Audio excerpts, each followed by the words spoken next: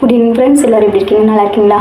இன்றைக்கி நான் எப்போயும் போட்ட வீடியோவை விட இன்றைக்கி கொஞ்சம் டிஃப்ரெண்ட்டாக, அதாவது என்னை பற்றி சொல்லலாம் அப்படின்னு சொல்லியிருக்கேன். என்னோடய வியூவர்ஸ் எல்லாருமே என்னை பற்றி தெரிஞ்சுக்கணும் அப்படிங்கிறதுக்காக இந்த வீடியோவை போட்டிருக்கேன்.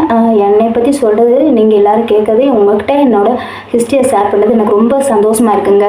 என்னென்னா நான் மிடில் கிளாஸ் ஃபேமிலி தான், சரிங்களா? வசதியும் இல்லை, ரொம்ப கஷ்டப்படுறவங்க இல்லை, கஷ்டப்பட்டு தான் முன்னேறி வந்திருக்கோம், சரிங்களா? என் கூட பிறந்தவங்க அப்படின்னா எனக்கு அக்கா ஒன்று, தங்கச்சி ஒன்றுங்க, சரிங்களா? அம்மா அப்பா இருக்காங்க. அம்மா அப்பா எங்களை கஷ்டப்பட்டு தான் வளர்த்தாங்க. 3 பொண்ணுங்கள்ல அவங்களுக்கு சாப்பாடு போடுறதே பெரிய கஷ்டம். இப்போ இருக்க நிலைமைக்கு பரவாயில்ல, ஆனால் முன்னாடியில் ரொம்ப கஷ்டப்பட்டுருப்பாங்கல்ல, கஷ்டப்பட்டு தான் எங்களை வளர்த்தாங்க. வளர்த்ததும் இல்லாமல் 3 பொண்ணுங்களுக்கும் நிறைய செலவுகள் இருக்கும், அது எல்லாமே பார்த்தாங்க. காட்டு வேலை பார்த்து, காய்கள் விற்று, என்ன வேலைகள், மாவு வியாபாரம் பார்த்தாங்க, மாவாட்டி இந்த மாதிரி கொண்டு போய் எங்கள் அம்மா அப்பா விற்பாங்க. அப்புறம் காய்களை வாங்கிட்டு போய் மார்க்கெட்டில் வாங்கிட்டு வந்து இப்போ ஊராக தூக்கிட்டு போய் விற்பாங்க. அந்த மாதிரி கஷ்டப்பட்டு தாங்க எங்கள் அம்மா அப்பா வளர்த்தாங்க. அப்புறம் நானும் என் தங்கச்சி சின்ன பிள்ளையில இருந்தோன்னா எங்கள் அக்கா எங்களை பார்த்துக்கணும் அப்படிங்கிறதுக்காக எங்கள் அக்காவை அவ்வளோக்கா படிக்க வைக்கல. எங்களை பார்த்துக்கிறதுக்குனே அவங்கள அப்படியே விட்டுட்டாங்க. அதனால் எனக்கு கொஞ்சம் கஷ்டம்தான். ஏன்னா எங்கள் அக்கா படிக்காமல் நாங்கள் படிச்சுட்டோம், எங்கள் அக்காவால் படிக்க முடியல, எங்களை பார்த்துக்கிட்டே அப்படியே விட்டுட்டாங்க. அப்போ ஃபேமிலியில் அம்மா அப்பா கஷ்டப்படுறாங்க, பிள்ளைகளை பார்த்துக்கணும் அப்படின்னு சொல்லிட்டு அப்போ என்ன பண்ணாங்கன்னா, எங்கள் அக்காவுங்க எங்கள் ஒரு சின்ன கடை வச்சுருந்தோம், பெட்டி கடை மாதிரி வச்சுருந்தோம். வச்சுட்டு அந்த கடையை பார்த்துட்டு எங்களையும் எங்கள் அக்கா பார்த்துக்கிட்டாங்க. எங்கள் அம்மா அப்பா வியாபாரத்துக்கு போவாங்க, காய்கறி வாங்கி மார்க்கெட்டில் காய்கறி வாங்கி விற்பாங்க. அடுத்து மாவு, இட்லி மாவு, தோசை மாவுக்குள்ள அதை வீட்டிலே அரைச்சி கொண்டு போய் தூக்கிட்டு போய் ஊர்களில் ஒவ்வொரு வீட்டுக்கும் கொடுத்துட்டு வருவாங்க. அப்படிலாம் கஷ்டப்பட்டு தான் வளர்த்தாங்க. அப்புறம் என்ன பண்ணுன்னா, நிறைய வியாபாரம். நாங்கள் பிறந்தது எங்களோட சொந்த ஊர் அப்படின்னா திண்டுக்கல் பக்கத்தில், கன்னிவெடி பக்கத்தில் புதுப்பட்டிங்கிற ஒரு வில்லேஜ் தாங்க, சரிங்களா? இங்கே தான் நாங்கள் பிறந்தது. நாங்கள் 3 பொண்ணுங்களுமே இங்கே தான் பிறந்தோம்.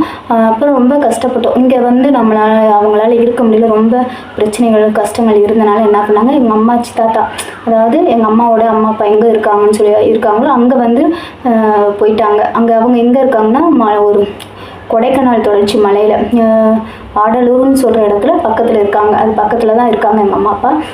அங்கே இருந்து அந்த என்ன சொல்கிறதுனா, காட்டு வேலைகள் தான், கான்ட்ராக்ட் பிடிச்சி கூலி வேலைக்கு போக மாட்டாங்க. ஏன்னா கூலி வேலைக்கு போனால் கட்டாது, அவங்க கொடுக்குற சம்பளம் நம்ம குடும்பத்துக்கு பத்தாது அப்படிங்கிறதுனால என்ன பண்ணுவாங்க, காட்டு வேலையை களை வெட்டு இருக்குது பார்த்தீங்களா, களை எடுக்கிறது, அது கான்ட்ராக்டாக பேசுவாங்க. இப்போ 10,000 15,000 அப்படின்னு சொல்லிட்டு கான்ட்ராக்டாக பேசி எங்கள் அம்மா அப்பா 2 பேர் மாதம் வெட்டுவாங்க. அவங்க காலையில் வெள்ளை நந்திச்சுன்னு போயிடுவாங்க வேலைக்கு. எங்கள் அக்கா தான் எங்களையும் அனுப்பிச்சி விட்டுட்டு சாப்பாடெலாம் வீட்டு வேலையெல்லாம் பார்க்குறது எங்கள் அக்கா தான். வீட்டு வேலையை பார்த்துட்டு எங்களையும் ஸ்கூலுக்கு அனுப்பிச்சி விட்டு எங்கள் அக்கா எங்கள் அம்மா அப்பாவுக்கு சாப்பாடு கொண்டு போவாங்க. கொண்டு போய் அப்படிதாங்க எங்களோட லைஃப் அப்படியே ஓடிச்சு. நாங்கள் படித்தது நான் 10th வரைக்கும் மலையில் தான் படித்தேன், சரிங்களா? மலையில் அங்கனக்குள்ள ஒரு என்ன பஞ்சாயத்து யூனியன் மிடில் ஸ்கூலில் தான், கவர்மெண்ட் ஸ்கூலில் தாங்க நான் படித்தது. 10th வரைக்கும் கவர்மெண்ட் ஸ்கூலில் தான். அங்கே படித்தோம். அங்கே 10th வரைக்கும் இருந்துச்சு. ஃபஸ்ட்டு 8th வரைக்கும் தான் இருந்துச்சு. அப்புறம் என்னோட நல்ல நேரமோ என்னமோ தெரியல, நான் 9th முடித்தோடனே 8th முடித்தோடனே அங்கே 10th ஸ்டார்ட் ஆகிடுச்சு. அங்கே 9th 10th ஓப்பன் பண்ணிட்டாங்க. அங்கே ரெடி ஆனதுனால என்ன பண்ணேன், நான் வேறு எங்கேயும் அலையில, அங்கே 9th 10th அங்கேயே படித்தேன். நான் ஓரளவு படிப்பேங்க, அதாவது ரொம்ப முட்டாள் இல்லை, ரொம்ப படிப்பாளிகளும் நான் ஓரளவு நல்லா படிப்பேன். அப்படிங்கும்போது அங்கேயே நான் 10th வரைக்கும் படித்து நான் நிறைய ஓரளவுக்கு மார்க் வாங்கி பாஸ் ஆகிட்டேன். அப்புறம் என்ன பண்ணாங்கன்னா, அடுத்து 11th 12th போகணும்ல, அப்போ என்ன பண்ணுன்னா, என்னை கொடைக்கானலில் ஒரு கான்வெண்ட்டில் சேர்த்தாங்க. கான்வெண்ட்டில் சேர்த்து ஒரு சிஸ்டர்ஸோட ஹெல்ப்னால அங்கே கான்வெண்ட்டில் சேர்த்தாங்க. அங்கே போய் நான் படித்தேன். 11th 12th படிச்சுட்டு அதுக்கப்புறம் என்ன பண்ணலாம் அப்படின்னு சொல்லிட்டு பார்த்தா, அந்த நர்சிங் ஃபீல்டில் 11th 12th முடித்ததுக்கப்புறம் என்னன்னா, ஏதாவது ஒரு படிக்கணுமே அப்படிங்கிறனால நான் சயின்ஸ் குரூப் தான் எடுத்திருந்தேன். அதனால் சயின்ஸ் சம்மந்தமாக என்ன படிக்கலாம். ஆனால் என்னோடய பிளான் என்னன்னா, நான் படித்தா நர்சிங் தான் முடிக்கணும் அப்படின்னு சொல்லிட்டு தான் படித்தேன். ஏன்னா எனக்கு ஒரு சில பிரச்சனைகள் இருந்துச்சு. ஏன்னா எனக்கு அடிக்கடி உடம்பு முடியாமல் போயிடுமா, அதுக்காக எங்கள் அம்மா அப்பாவுக்கு என்ன பண்ணுறேன்னு தெரிய வழியே ஹாஸ்பிட்டல் தூக்கிட்டு போயிட்டே இருப்பாங்க. நான் ரொம்ப கஷ்டத்தை கொடுத்துருக்கேன் அவங்களுக்கு. வழியே ஹாஸ்பிட்டல் தூக்கிட்டு போயிட்டே இருப்பாங்க. யார் என்ன சொன்னாலும் அங்கெல்லாம் தூக்கிட்டு போயிடுவாங்க என்னை. ஏன்னா அந்த அளவுக்கு அவங்கள நான் கஷ்டப்படுத்தியிருக்கேன். நான் அதை நினச்சா அதெல்லாம் நினச்சி தான் என்ன பண்ணேன், சரி நம்மளால இவ்வளோ தூரம் கஷ்டப்படுறாங்களா அம்மா அப்பா, அவங்களுக்கு எப்பயுமே நம்ம கஷ்டத்தை கொடுக்கக்கூடாது, நம்மளையும் பார்த்துக்கணும், நம்மளை மாதிரி கஷ்டப்படுறவங்களையும் பார்த்துக்கணும் அப்படின்னு சொல்லிட்டு தான் எனக்கு நர்சிங் படிக்கணும், அதுக்கு நான் என்ன குரூப் எடுக்கணும் அப்படின்னு நினச்சி யோசிச்சு தான் நான் வந்து சயின்ஸ் குரூப் எடுத்தேங்க. சயின்ஸ் குரூப் எடுத்து அதை பாஸ் ஆகி வாங்கியாச்சு, மார்க்கில் வாங்கியாச்சு. அடுத்து வந்து நர்சிங் படிக்கணும். நர்சிங் படிக்கிறதுக்கு வந்து நிறைய இடத்துல அப்ளை பண்ணணும் சரிங்களா. அதாவது அங்கே எங்களை அந்த கான்வென்ட்ல இருக்க இவங்க ஹெட் மாஸ்டர் இருக்காங்கள்ல, அவங்க தான் எனக்கு ஹெல்ப் பண்ணாங்க. அவங்க வந்து என்னை எங்கெங்கே நர்சிங் ஃபீல்டு காலேஜ் இருக்கோ எல்லா பக்கமும் என்னை அனுப்பிச்சி விட்டாங்க, ரெக்கமெண்ட் பண்ணாங்க. போய் எக்ஸாம் தானே எழுதணும், அப்போ போய் எக்ஸாம் எழுதணும், நிறைய இடத்துல எழுதணும். ஆனால் கிடச்சது வந்து வத்தலக்குண்டில் கிடச்சிதுங்க.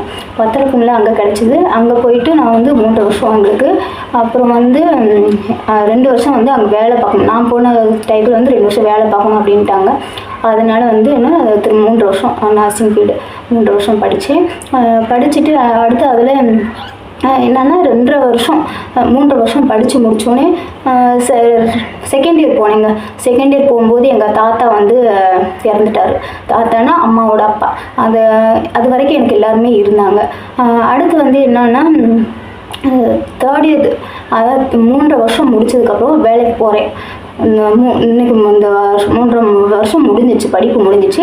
அடுத்து வந்து வேலைக்கு போனால் சம்பளம் அப்படிங்கிற ஸ்டேஜில் இருக்கும்போது படித்து முடித்து அந்த லீவு விட்டு தான் அடுத்து நம்ம வேலைக்கு போவோம்.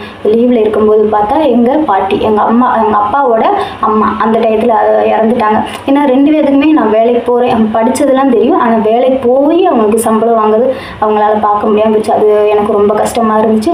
இன்னொரு விஷயம் நான் சொல்ல மறந்துட்டேன். நான் 10th போகும்போது எங்கள் தாய் மாமா வந்து என் மேலே அவ்வளோ எல்லாருமே என் மேலே பாசமாக இருப்பாங்க. ஏன்னா நான் வந்து ரொம்ப பொறுமையாக இருப்பேன், திடீர்னு பேச மாட்டேன், அனுசரித்து போவேன். இப்போ வரைக்குமே என் மேலே எல்லாருமே பாசமாக இருப்பாங்க. அதே மாதிரி எல்லாரு மேலேயும் எனக்கும் பாசம் இருக்கும் சரிங்களா. எங்கள் மாமா வந்து 10th படிக்கும்போது வந்து இறந்துட்டாங்க. அது எங்களுக்கு எல்லாத்துக்கும் பெரிய ஒரு வருத்தத்தை கொடுத்த விஷயம். ஏன்னா அவங்களுக்கும் 4 பொம்பளை பிள்ளைங்க, லாஸ்ட் பிள்ளைனா ஒரு 2 வயசு தாங்க. அந்த டயத்தில் எங்கள் மாமா இறந்துட்டாங்க. அவங்க எவ்வளோ ஃபீல் பண்ணாங்க, அதை இன்னொரு வீடியோவில் வேணால் போடுறேன் சரிங்களா. அதெல்லாம் சொன்னோம்னா நம்ம வீடியோவோ போட முடியாது, அழுகையாக வரும். அப்புறம் எங்கள் மாமா 10th படிக்கும்போது இறந்துட்டாங்களா. அப்புறம் எல்லாம் படித்து முடிச்சு அடுத்து வேலைக்கு போனேன். வேலைக்கு போயிட்டு என்ன பண்ணேன், கஷ்டப்பட்டு படிக்க வச்சாங்க எங்கள் அம்மாங்க. எப்படியும் வந்து என்னோட 1 மாதத்துக்குரிய செலவு, சோப்பு, எண்ணெய், ஷாம்பு, அப்புறம் புக்கு சம்மந்தமாக, அந்த ஸ்கூல் சம்மந்தமாக, காலேஜ் சம்மந்தமாக என்னென்ன தேவையோ எல்லாமே வாங்கி கொடுக்கணும். அப்படிங்கும்போது மாதத்துல எப்படி 1000 1500 அந்த செலவு வந்துடும். அதெல்லாம் வந்து வாங்கி கொடுத்தாங்க. ஃபீஸ்லாம் வந்து எனக்கு என்னன்னா அப்போ ஒரு ஆஃபர் மாதிரி என்ன அப்படி வந்துச்சுன்னா, ஜெயலலிதா இருக்காங்களா, சிஎம்மாக இருந்தாங்களா, அந்த டயத்தில் வந்து என்னோட படிப்புக்காக அவங்கக்கிட்ட நிறைய ஹெல்ப் வந்துச்சுங்க. அதாவது 1 இயருக்கு இவ்வளோ காசு, எவ்வளோ அமௌண்ட் வருமோ அந்த காசு அவங்க கொடுக்குற மாதிரி இருந்துச்சு. நான் வந்து 2 வருஷம் அவங்கக்கிட்ட வாங்கினேன். நான் டேரெக்டாக ஜெயலலிதா அம்மாவை போய் பார்த்து தான் வாங்கினேன். அந்த ஃபோட்டோ வேணால் நான் அனுப்பிச்சி விட்றேன் சரிங்களா. சரி, நான் ஃபோட்டோ போடுறேன். போய் நேராக பார்த்து தான் வாங்கினேன். அது எனக்கு ரொம்ப ரொம்ப மறக்க முடியாத ஒரு விஷயம்னா அதாங்கண்ணா. ஏன்னா யாருமே நம்ம போய் ஜெயலலிதா அம்மாவை பார்க்கணும், பேசணும் அப்படிங்கிறதுலாம் ரொம்ப கொடுத்து வச்சுருக்கணும்ல, இந்த நாட்டவே ஆண்டவங்க. அப்படிங்கும்போது எனக்கு அது ரொம்ப சந்தோஷமான விஷயமா இருந்துச்சு.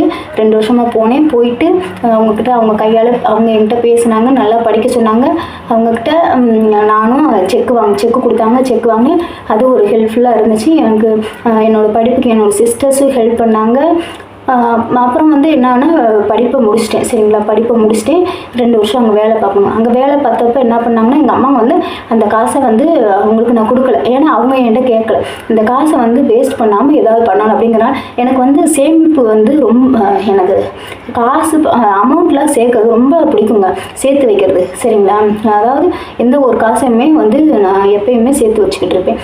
அப்படியே கொடுக்குறாங்க அப்படின்னா அதை அப்படியே செலவு பண்ண மாட்டேன். இந்த சேமிப்பு சேர்த்து வைக்கிற பழக்கம் வந்து எனக்கு ரொம்ப ரொம்ப சின்ன பிள்ளையிலேருந்தே எனக்கு ஒரு ஆர்வம் இருக்கும். அந்த காசு சேர்த்து வைக்கிறது. நாங்கள் கடை வச்சோன்னு சொல்லி பார்த்தீங்களா, அப்போலாம் என்ன பண்ணுவேன், 5 ரூபா காயினா எடுத்து என்ன பண்ணுவேன், சிறு சேமிப்பு கட்டியிருப்பேன். அங்கே ஸ்கூலில் சிறு சேமிப்பு இருந்துச்சுல, அப்போ வந்து அந்த மாதிரி டெய்லி 5 ரூபா எடுத்துகிட்டு போய் சிறு சேமிப்பு கட்டி அதில் ஒரு சேமிப்பு மாதிரி வச்சுருந்தேன். இப்போ வந்து காலேஜ் படித்து வேலைக்கு போனதுக்கப்புறம் என்ன, நான் வாங்கின சம்பளத்தை அப்படியே சீட்டு போட ஆரம்பித்தேன்.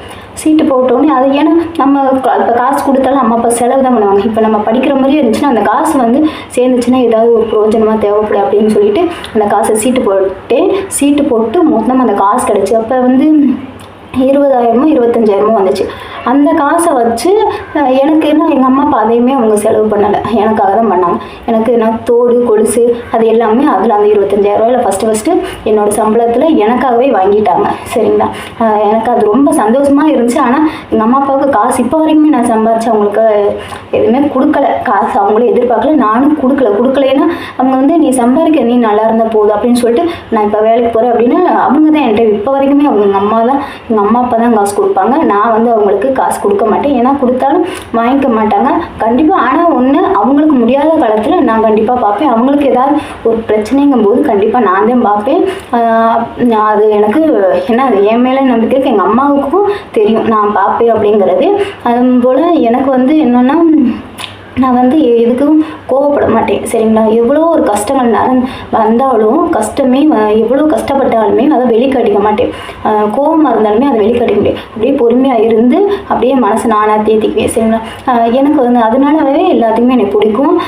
நான் வந்து என்னென்னா எனக்கு பிடிவாதம் பண்ண மாட்டேன். பிடிவாதம் பண்ணணும்னா எனக்கு இது வேணும், இது கண்டிப்பாக எனக்கு வேணும் அப்படின்னு சொல்லிட்டு எதையும் அடம்பிடிச்சு கேட்க மாட்டேன். அவங்க என்ன வாங்கி தராங்களோ அதுக்கு வாங்கிக்குவேன். அது காசு அதிகமாக இருக்குது அப்படின்னு சொல்லி அதை வாங்கி கொடுக்கணும் அப்படின்னு நினச்சா நான் வேணான்னு சொல்லிடுவேன். அவங்களே வாங்கி கொடுத்தாலும் நான் வேணான்னு சொல்லி அந்த மாதிரி ஒரு கேரக்டர் தான் எனக்கு. வந்து நான் ரொம்ப பொறுமையான சாஃப்டாக இருப்பேன், கோவப்பட மாட்டேன். எல்லாத்துட்டையும் பேசுகிறது வந்து வளவளன்னு பேச மாட்டேன்.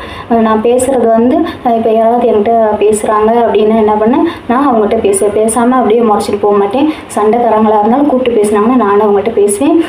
அப்புறம் என்ன அப்படின்னா பிடிக்காதவங்க ஏதாவது தப்பாக இருக்காங்க, அவங்க கேரக்டர் சரியில்லை அப்படின்னாலும் அவங்கள்ட்ட பேசினா என்னென்ன அப்படின்ட்டு போயிடும். பிடிக்கலைன்னா வந்து அவங்கக்கிட்ட கோவப்பட மாட்டேன். சரிங்களா, கோவப்படாமல் நான் மிசாமல் ஒதுங்கி போயிடுவேன். நான் என்னை கூப்பிட்டு பேசுகிறாங்கன்னா யாராக இருந்தாலும் மதித்து நான் பேசுவேன். சரிங்களா, அவள் திருப்பிட்டு போகிற பழக்கம் எனக்கு இல்லை. அப்புறம் வந்து என்ன தான் படித்தாலும் அந்த ஒரு நான் அவ்வளோ படிச்சிருக்கேன் அப்படிங்கிற ஒரு அந்த திமிரு என்கிட்ட இருக்காது. ஜெயலலிதா மட்டும் போனேன் அப்படிங்கிறது ஒரு சிலருக்கு வந்து பெரிய விஷயம் தான், எனக்கு ரொம்ப ரொம்ப பெரிய விஷயம். ஆனால் அதை எதுவுமே காட்டிக்க மாட்டேன். அப்புறம் வந்து படித்து முடிச்சுட்டேன். நான் படித்து முடிச்சுட்டு என்ன பண்ணேன், அடுத்து ஒரு வருஷம் தாங்க நான் வேலை பார்த்து முடித்தோடனே எனக்கு மேரேஜ் ஃபிக்ஸ் பண்ணிட்டாங்க.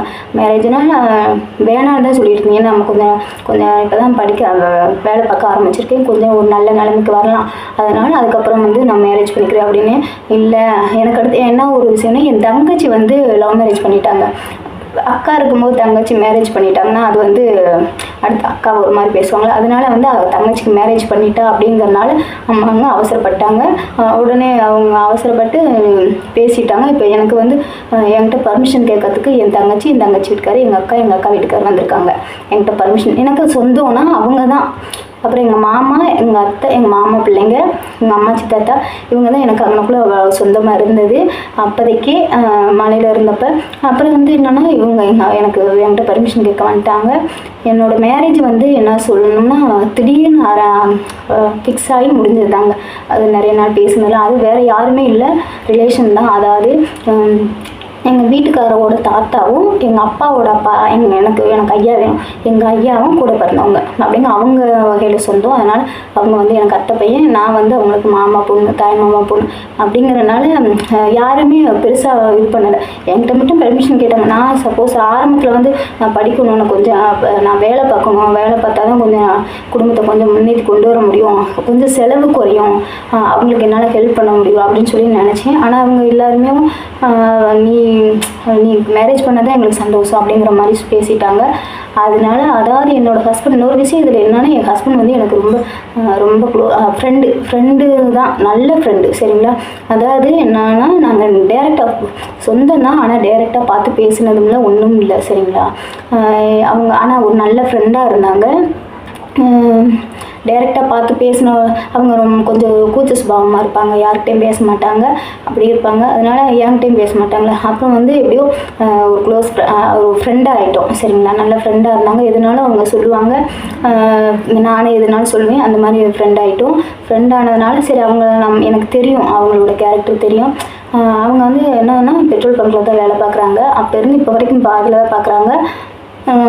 கேட்டாங்க. நான் வந்து ஆரம்பத்தில் வேணான்னு சொன்னேன். அப்புறம் வந்து எல்லோரும் பேசி நல்ல பையன் அப்படி இப்படின்னு சொன்னாங்க. எனக்கும் அவங்கள பற்றி தெரிஞ்சனால ஓகே சொல்லிவிட்டேன். ஓகே பண்ணி இப்போ என்னன்னா எனக்கு எப்போ மேரேஜ் ஆகிடுச்சுன்னா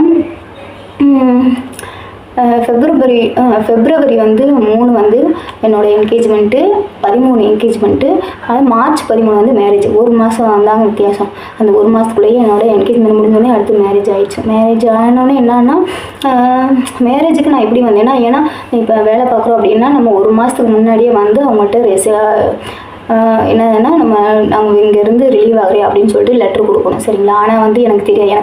என்னோடய மேரேஜ் டேட்டு எனக்கே தெரியாது. எல்லாம் ஃபிக்ஸ் பண்ணி எல்லா வேலையும் நடந்துகிட்ருக்கு. நான் எப்பயும் போல் சாதாரணமாக வேலை பார்த்துட்டு தான் இருக்கேன். அப்புறம் அங்கே இருந்த என்னோடய சீனியர்லாம் என்ன சொன்னாங்கன்னா, மேரேஜுன்னு சொல்கிற நீ எதுவுமே லெட்ரு எதுவும் கொடுக்கல, எப்படி உன்னை விடுவாங்க அப்படின்னு சொன்னாங்க. அப்புறமே நான் எங்கள் அண்ணாக்கிட்ட தான் மேரேஜ் டேட்டு கேட்டேன். மேரேஜ் எங்கள் அண்ணா தான், அதாவது எங்கள் பெரியப்பா இருக்காங்களே, எங்கள் அத்தை சொன்னேன், எங்கள் வீட்டுக்காரோட அம்மா, அவங்களோட அண்ணன் மகன், எங்கள் அப்பாவுக்கு அண்ணன் மகன் வச்சுக்கோங்க. அவங்க வந்து என்னன்னா எங்கள் அண்ணன் தான் எல்லாத்தையும் பார்த்தது. பொண்ணு மாப்பிள்ளைலாம் ஒரு வீடுனால அவங்க வந்து நிறையா இதெல்லாம் பண்ணலாம். யார்ட்டுமே பர்மிஷன் கேட்கல. அவங்க ஃபிக்ஸ் பண்ணி அவங்களே எல்லாமே ரெடி பண்ணிட்டாங்க. அப்புறம் மேரேஜ் டேட் அவங்கள்ட்ட கேட்டேன். 2 நாளைக்கு முன்னாடி கேட்டேன். கேட்டதுக்கு சரி 1 வாரத்துக்கு முன்னாடி தாங்க கேட்டிருப்பேன். கேட்டுட்டு எப்போ மேரேஜ் நான் அப்படி கொடுக்கணும்னு சொல்கிறாங்க அப்படின்னு அப்போ தான் சொன்னாங்க. என்னோடய மேரேஜ் டேட்டு மார்ச் 13ன்னு சொல்லிட்டு. அப்போ நான் போயிட்டு உடனே அவங்க சீனியர்லாம் சொன்னாங்களா, உடனே நீ வந்து ரிலீவ் ஆகிறேன்னு சொல்லிட்டு லெட்ரு கொடு, அப்போ தான் வந்து உனக்கு லீவ் கிடைக்கும் அப்படின்னாங்க. போய் கொடுத்தா கரெக்டாக எனக்கு எப்போ லீவ் கொடுத்தாங்க அப்படின்னா, நாளைக்கு மேரேஜ்னால் இன்றைக்கி தாங்க எனக்கு லீவு. ஏன்னா நான் அடுத்தவங்க மேரேஜுக்கு மாதிரி தான் நான் போனேன். சரிங்களா, அப்போ அப்படி போனேன். அதாவது ரொம்ப என்னோட மேரேஜுக்கு நான் போகிற மாதிரி தான் என்னோடய மேரேஜுக்கே நான் வந்தேன். இப்போ நான் எல்லாம் அங்கே மைக் செட் எல்லாம் வச்சு எல்லாமே ரெடி ஆகிடுச்சு. அப்போ தான் நான் வந்தேன். என்னோடய மேரேஜ் இப்படி தாங்க என்னோடய லைஃப். இப்போ வந்து என்னென்னா மேரேஜ் ஆகி ஒரு 1 இயர் வந்து மேரேஜ், 1 இயர் வந்து குழந்தை இல்லை. அப்புறம் வந்து 14 டிசம்பர் 14 தான் எனக்கு பாப்பா ஃபஸ்ட்டு. அடுத்து ஜூன் 18 வந்து தம்பி. 2 பசங்க இருக்காங்க. இப்போ பாப்பா 6th போகிறா, தம்பி வந்து 3rd போகிறான்.